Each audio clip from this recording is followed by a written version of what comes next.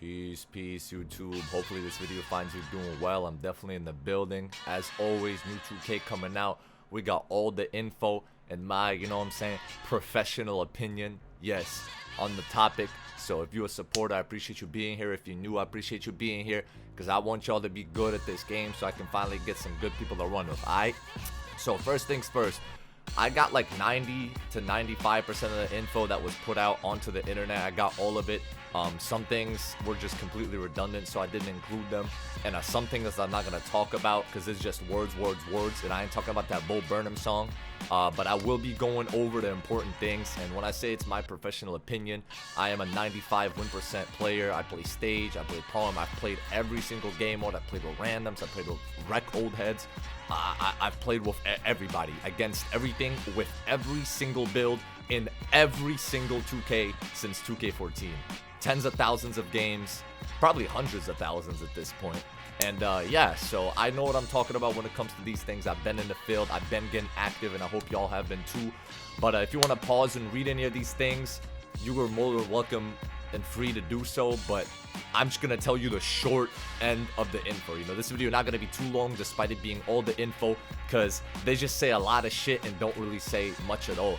The only thing you gotta pay attention for is the actual build system, the badges, things like that, things that they cannot change, because you will be paying money for those things and then they cannot switch it back, except for some minor tweaks maybe here and there. Those are the things that are gonna stay constant throughout the whole year.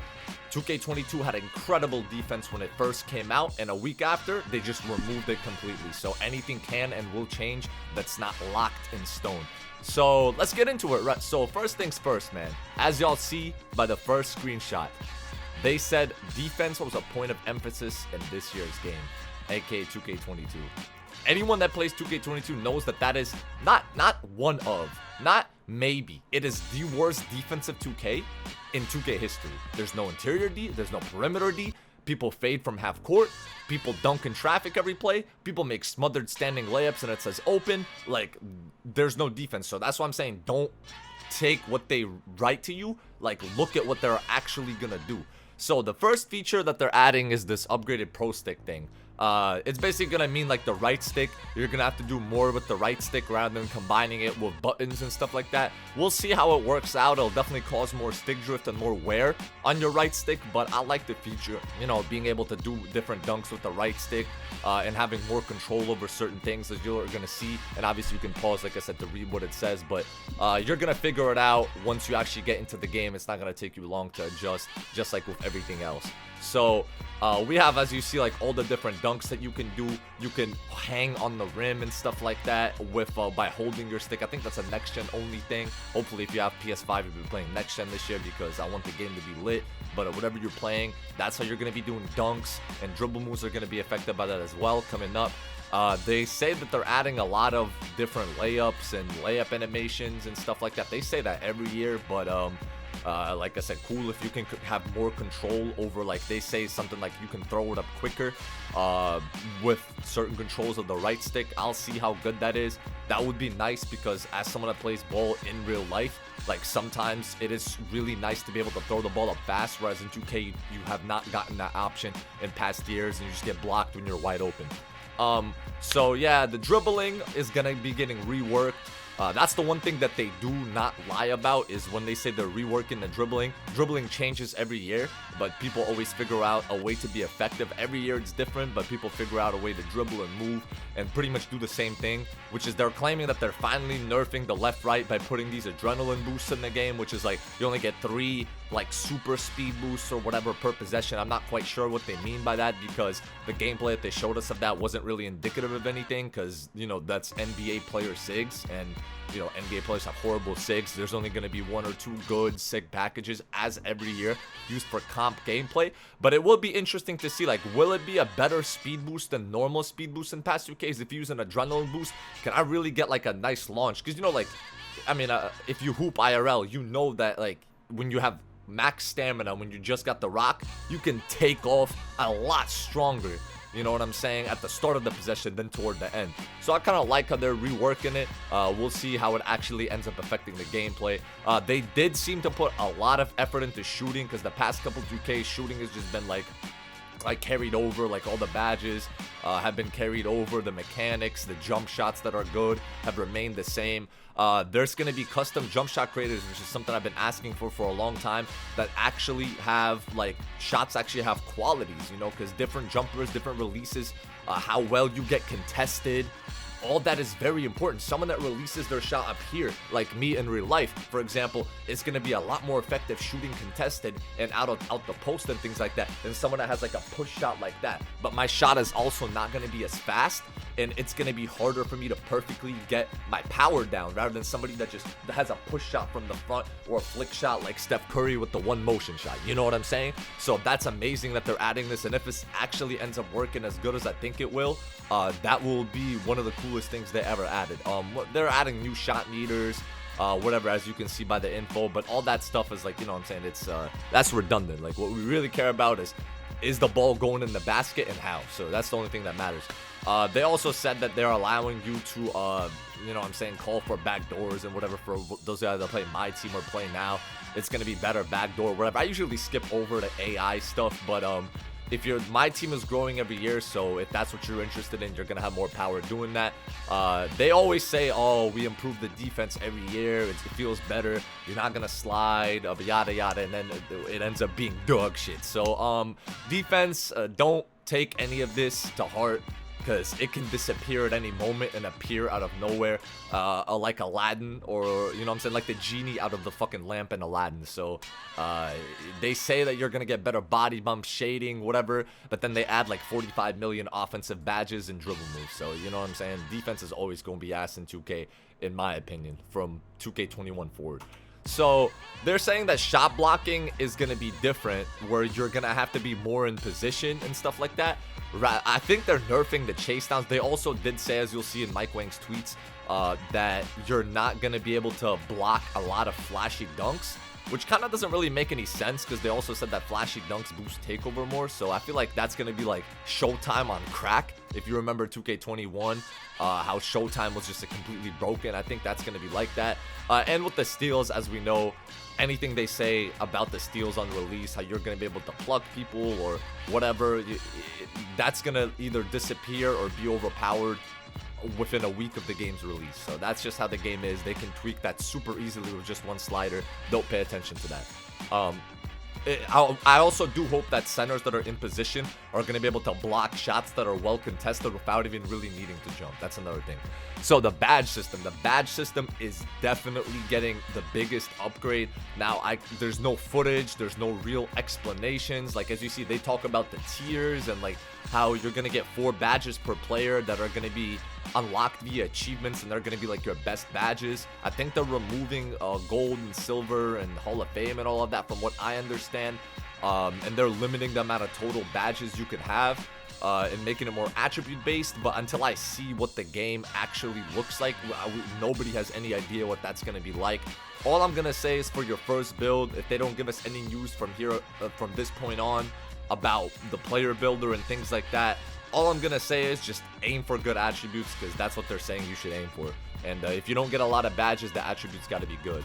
So up next, this is all the new badges that are getting added, at least the ones that they are announcing at the moment, which is 1 month away from release, and all the badges that they're removing. I'm not going to go over all of them, because a lot of them are just super self-explanatory.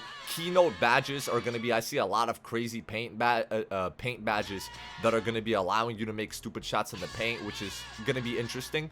I see a midi magician, which is a badge that sounds like for me, you know what I'm saying? Mid ranges, post fades, that's what I do. That's what I do, baby. And I ain't talking about Barack Obama. Limitless range, which is a fan favorite that's finally returning. A lot of people have been asking for it to get brought back. And mismatch expert.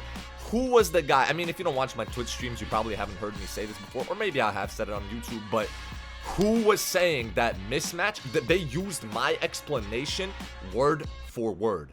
Like when they were describing it on Twitter and stuff like that, word for word, what I said it should be. Maybe they were watching my stream, because I haven't heard anybody else say that. I said mismatch should be a playmaking badge for guards to break down defenders with skill better and get more ankle breakers on them. That's it. In no universe should a 5'9" player be able to shoot in a 7'3" man space, pause, and that shit say open. That makes no sense. But then the 7'3" man shoots over a 5'9" and gets contested. What? That made no sense. That's why 2K22 was the worst 2K. But yeah, so this is all the badges that are new visualized. And yeah, there are also another thing. They're saying that Team Takeover, I don't know how many people use Team Takeover in an actual comp setting. I think it's more of like a thing to troll around with in the park, or like in some rare instances, like if you're just having the game of your life, it could swing the change of the game. Not sure what they mean by your teammates got to contribute, if everybody got to have Takeover, or everybody got to have at least a little bit of Takeover. But it's just seems like an unnecessary change, but who cares? You know, it's not that big of a difference. So now, Mike Wang's tweets is, Mike Wang is a known cap artist and a known, you know what I'm saying, troll. But hopefully a lot of the things he's saying is true and we can run off of it. So he's saying that first things first, a lot of jumpers have changed. So, I mean, that what I was saying, talking about earlier, how we've had the same jump shots that are good and the same kind of shooting meta for a few years now. They're saying that they're switching it up. I guess they're tired of shots being so quick and everybody using the same jumper, but we'll be the judge of that. People always find the best shots. Mike Wang said this didn't make it into the courtside report, which we were just looking at, but he's adding new controller settings, which is this is like a very like sneaky thing. Whether you want to time it at the beginning of your jump shot or at the late. I'm thinking timing at the beginning is going to make your shot even more quicker than it is, kind of like a shot speed. So I'd probably say go for that to start out. But you know what I'm saying? If you're an old head and you like to take your time with your jumper, or you just shoot wide open all the time anyways as a spot up, maybe late will be like easier to time and have more like release window or whatnot. So we'll see about that. He's saying bullet passer is gone and pass speed to the pass accuracy. I mean, I kind of see why they're doing that, because people would have like 85 passing with silver bullet passer, and it was like the same thing as gold bullet passer with 85 passing. So I feel like the feature of bullet passer was just not like polished. They just decided to scrap it and not even experiment it with anymore. That's cool, and it does make sense, because a lot of builds like bigs could get like 95 passing but wouldn't get Hall of Fame bullet passer, and their passes were so much slower than a guard that had just 2 pass ratings higher. So I like this change. Mike Wang does confirm that turning off the shot meter for the 4th year in a row will give you boosts, and he talks more about this later. Killer combos basically is going to be ankle breaker, quick chain, and tight handles combined into one badge. Every guard is going to have it that, I mean, has it unlocked. They did say they're focusing on small guards this year, so every small play shot type build will have this badge for sure, 100%. You can't really see it really clearly, but that's basically just a chart. It's on Twitter if you want to go look at it. Just explaining what some of the basic NBA player jump shots, how they're gonna have limitations based on your position, your height, and you know what I'm saying? Like, for example, a guard can't have a big jumper. Why would you? And a big can have a guard jumper, which, like, we'll see. There's always gonna be that one broken shot that bigs can have, and it's cheesy and fast. Like, 2K be knowing what they're doing. And jump shots have grades. They have attributes. Some shots are easier to time, but aren't as you know, they don't green as much and they don't hit as much. Some shots are harder to time and they green a lot more. Some shots, if you mistime them, it's not as bad. Some shots, if you mistime them, you're never making a shot. Some shots are easier to contest, like we said earlier. So that's really cool how they're adding this. Hopefully all the shots in the game are gonna have attributes like that for them.